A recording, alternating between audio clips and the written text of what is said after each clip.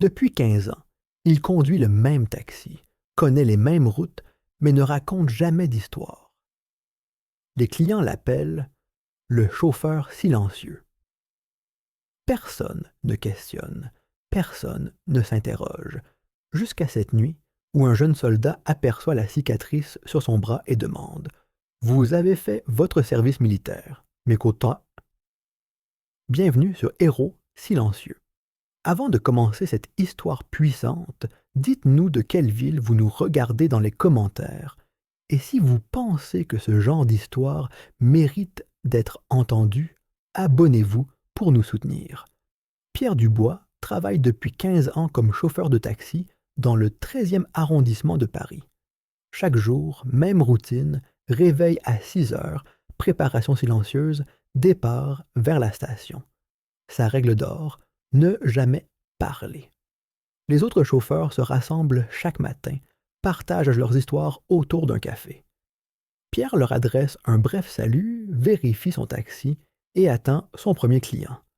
« Ça va, merci. » Sa seule réponse aux tentatives de conversation. Au fil des années, ses collègues ont abandonné l'idée d'en savoir plus. Pierre n'évoque jamais sa vie privée, son passé reste un mystère. Les clients s'habituent à ce chauffeur silencieux qui les conduit poliment, sans un mot de trop.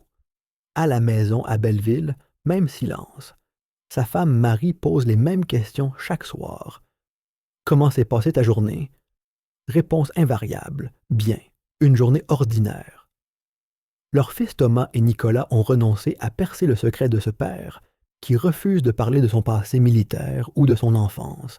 19 mars 2019, mardi soir. Pierre reçoit un appel de l'aéroport Charles de Gaulle. Un jeune soldat en permission souhaite rejoindre Créteil.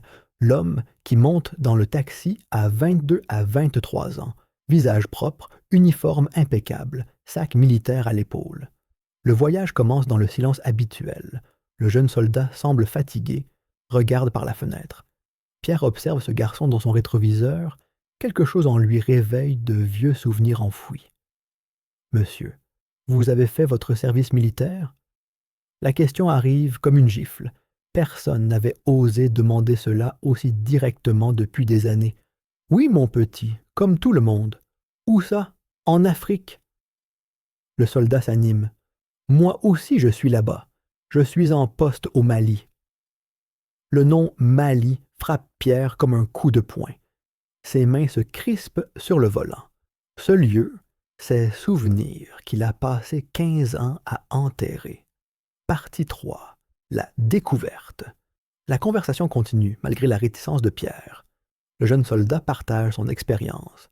15 mois au Mali, les difficultés, le devoir. Pierre répond par monosyllabes, mais quelque chose en lui commence à céder. Au feu rouge, la chaleur pousse Pierre à retrousser ses manches. Le soldat aperçoit alors une cicatrice caractéristique sur son avant-bras. Cette cicatrice, c'est de l'armée. Pierre baisse précipitamment ses manches, mais trop tard. « Monsieur, ça fait 15 mois que je suis là-bas. J'ai vu ce genre de blessure. Ça ressemble à de l'éclat d'obus. » Le silence s'installe, lourd de non-dits. Pierre sent le mur qu'il a construit commencer à se fissurer. « Vous étiez simple soldat ou... » Les mots sortent malgré lui. « Sergent-chef. »« Sergent-chef? Donc professionnel? Combien d'années? » 12 ans. Le jeune homme réalise qu'il est face à un militaire de carrière, pas un simple appelé. « Vous étiez au Mali? » Non, différents endroits. Tchad, Côte d'Ivoire, Djibouti. Le Mali était ma dernière affectation. Je suis avec le 1er régiment de parachutistes d'infanterie de marine. Vous étiez dans la même unité? Le cœur de Pierre s'emballe. Oui. Incroyable. Vous étiez para. Quel est votre nom? Après hésitation, Dubois. Le soldat réfléchit, sort son téléphone. Pierre Dubois. Ce nom me dit quelque chose. Mon commandant nous raconte l'histoire du régiment. Il a parlé d'un sergent-chef Pierre Dubois, un héros. Pierre se fige. Les souvenirs qu'il fuit depuis des années remontent à la surface. En 1994, grande opération, embuscade, lourde perte. Mais un homme, le sergent-chef Pierre Dubois, a sauvé ses camarades blessés. 6 soldats sauvés. Pierre se gare, pose ses mains tremblantes sur le volant, baisse la tête. Son secret de 15 ans vient d'exploser. Monsieur, vous êtes ce Pierre Dubois. Vous êtes un héros. Les larmes coulent. Pierre ne peut plus se taire. C'étaient des gosses, 19 à 20 ans. Je ne pouvais pas les abandonner. Comment vivez-vous si discrètement après un tel héroïsme? Ce n'était pas de l'héroïsme, c'était le devoir. Mais... Sa voix se brise. 3 n'ont pas suffi. J'ai perdu 3 gosses. Ils sont morts dans mes bras. Le jeune soldat comprend enfin. Ce silence de 15 ans, cette culpabilité qui ronge. Pierre révèle qu'il n'a jamais pu parler de cette mission, même à sa femme. La médaille reçue ne console pas. Les morts ne reviennent pas. Vous vous dévorez, mais vous avez sauvé 6 familles, et 3 autres ont perdu leur fils. Le soldat insiste. Vous avez fait plus que possible. Vous n'êtes pas un super-héros, vous êtes humain. Révélation finale. Une base porte maintenant son nom au Mali. Base Pierre Dubois. Il ne le savait pas. Son histoire inspire encore les jeunes soldats. Le trajet se termine à Créteil. Pierre refuse le paiement. On ne fait pas payer les soldats. Le jeune homme demande l'autorisation de raconter cette rencontre à ses camarades, sans mentionner le nom. Permission accordée. Pour moi, vous êtes un héros, monsieur. Seul dans son taxi, Pierre ressent une paix qu'il n'avait plus connue depuis 15 ans. Le fardeau s'allège. De retour chez lui, pour la première fois, il raconte à Marie « J'ai eu un client intéressant, un soldat. » Le mur du silence commence à s'effriter. Cette nuit-là, Pierre dort paisiblement. Dans ses rêves, il ne voit plus les 3 soldats perdus, mais les 6 qu'il a sauvés. Il le remercie. Le lendemain, changement visible. « Bonjour les gars !» dit-il à ses collègues. Marc n'en revient pas. Pierre ne disait jamais « les gars ». Progressivement, Pierre se transforme. Il parle plus, sourit, reconnecte avec sa famille. Son fils Thomas le remarque. « Papa, tu as changé. » Comme si quelque chose s'était dénoué. Effectivement. Le mur de glace de 15 ans fond enfin. Parfois, les héros se cachent dans l'ordinaire, chauffeurs de taxi, agents d'entretien, gardes de sécurité. Derrière ces visages familiers peuvent se cacher des histoires extraordinaires. Pierre, comme des milliers d'autres, portait son fardeau en silence. Il a fallu qu'un jeune soldat pose la bonne question pour libérer 15 ans de douleurs enfouies. Cette nuit-là, 2 générations se sont comprises. L'expérience face à la jeunesse, le passé douloureux face à l'espoir futur. Si vous avez rencontré de tels héros silencieux, partagez leurs histoires. Parfois, écouter et comprendre peut alléger les fardeaux les plus lourds. Abonnez-vous si ces histoires vous touchent.